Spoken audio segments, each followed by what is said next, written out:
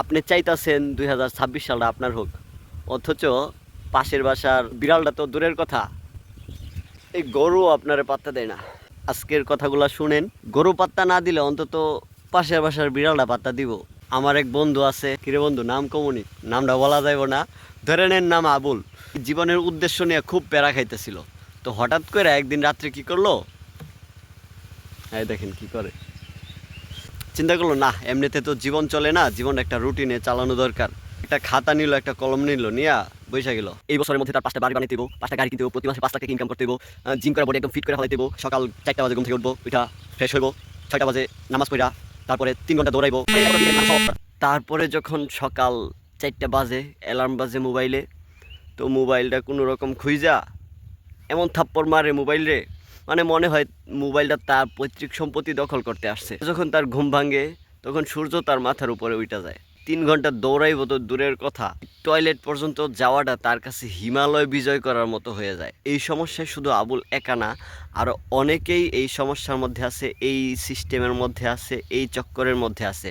তো যারা এই চক্করের মধ্যে আছেন, ইনশাল্লাহ তাদের জন্যে প্রুভেন একটা ফর্মুলা আমি আজকে শেয়ার করতেছি। একটা সার্কিটের মধ্যে অনেকগুলা প্লাগ একসাথে ঢুকাইলে যেমন শর্ট সার্কিট হয়, আমি একজন মানুষ অনেকগুলা প্ল্যানিং করি, দিন শেষে দেখা যায় আমার ব্রেনের শর্ট সার্কিট হয়, এজন্য পরে কোনোটাই হয় না। একটা লক্ষ্য নির্ধারণ করেন, সাবধান, অনেকগুলা লক্ষ্য নির্ধারণ করতে যায় না।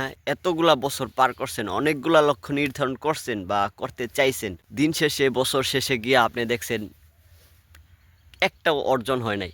এই জন্যে আমার কথা মাইনা এবছর জাস্ট একটা লক্ষ্য নির্ধারণ করেন, এটার পিছনে সময় ব্যয় করেন, সময় দেন, তারপর বছর শেষে আপনার ফলাফল আপনিই দেখতে পারবেন।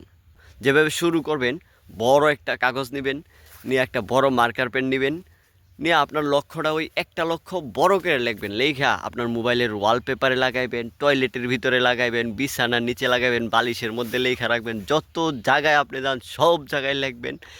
লেখা একটা প্ল্যানিং সেট করবেন যে এই লক্ষ্যে পৌঁছানোর জন্য আমার প্রতিদিন এতটুকু সময় আমার দিতে হইব, মাস্ট বি দিতে হইব, সপ্তাহে 15 ঘন্টা আমার দিতে হইব। লক্ষ্যটা এইরকম করবেন যেন এটা পরিমাপ করা যায়। লক্ষ্য এমন হইব না যে আমি 5 লাখ টাকা ইনকাম করবো বা আমি একজন ভালো মানুষ হমো, আমি বড় লোক হমো।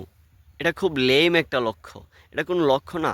আপনার লক্ষ্য হইতে হইব যে আমি উমুক উমুক কাজ কইরা উমুক উমুক জায়গায় পৌঁছামো, উমুক উমুক পজিশনে পৌঁছামো, আমার মাসে এতটুকু পরিবর্তন হইলে আমি খুশি, আমার লক্ষ্য এতটুকু। যখন আপনি আইডেন্টিটি বেসড লক্ষ্য নির্ধারণ করতে পারবেন, তখন টাকা আপনার পিছনে কুকুরের মতো ছুটবো। আর যদি আপনি আউটকাম বেসড ওই লক্ষ্য নির্ধারণ করেন, তাহলে দেখা যাবে আপনি টাকার পিছনে কুকুরের মতো ছুটবেন, কিন্তু টাকা আপনারে পাত্তা দিব না। যখন দেখবেন আপনার লক্ষ্যে পৌঁছানোর জন্য যে কাজকর্ম করতেছেন সেটি খুব বোরিং লাগতেছে, একদম একাকী লাগতেছে, তখন বুঝবেন যে আপনি সঠিক পথে আছেন। ওই সফলতা দেখতে যতটা সেক্সি, ওটাতে পৌঁছানোটা ততটাই বোরিং। যতক্ষণ পর্যন্ত বোরিং না লাগে আর আপনি বোরিং অবস্থায় যদি টিকে থাকতে না পারেন, ততক্ষণ আপনি সফল হইতে পারবেন না। আপনি কি এখনও আমার বন্ধু আবুলের মতো ওই 4টা অ্যালার্ম দিয়া তারপরে 12টায় ওঠার প্ল্যান করতেছেন? যদি এরকমই হয়ে থাকে তাহলে কমেন্টে এসে লেখা যান যে আমি সেই আবুল।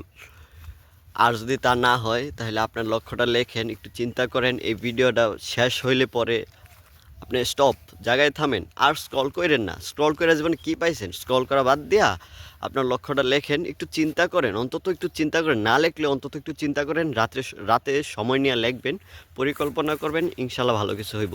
আর ভিডিওটা আপনার ওই অলস বন্ধুদের কাছে শেয়ার করতে পারেন, যেন তারা দেখা উপকৃত হয় অথবা লজ্জিত হয়।